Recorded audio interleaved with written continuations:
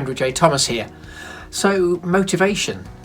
I spent a great many years working for large corporations, and one of the motivations, which I guess is true for many of us, was very simply the monthly salary that was coming in. But since giving that up, I've asked myself the question, what else was there going on inside my head? What was there in me that drove me to produce the quality of work that I did? Whether you consider that quality to be good or bad, what was it that was driving me to achieve what I wanted to achieve?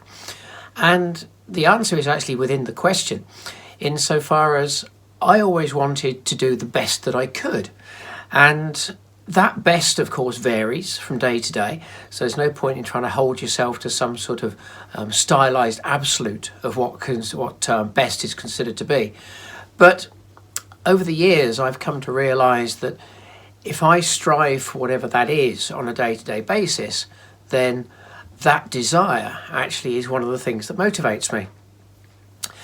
There's also external factors as well, of course. And last year, as those of you who've read the piece at the back of my novel Entanglement will know, I had a couple of personal issues in life, not least of all the fact that my mother had the second of her major strokes, which significantly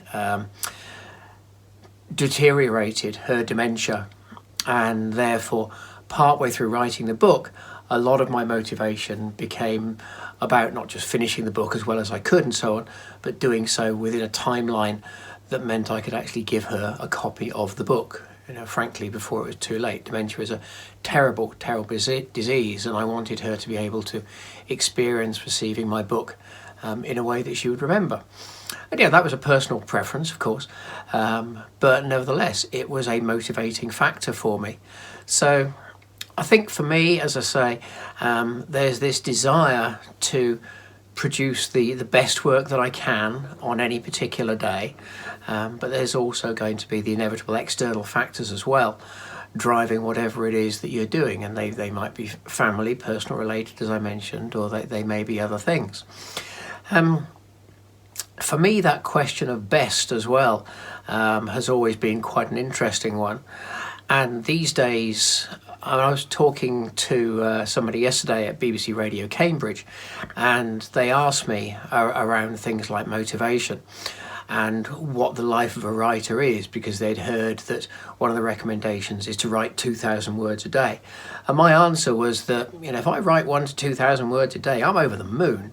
But equally, if I spend an entire day fixing one paragraph, let's say, or doing a key piece of research into a character, or as I did one day last week, meeting with a couple of fantastic ladies from a local authority and a homelessness charity to do some research for Entanglement's sequel, Transference, those are all good days.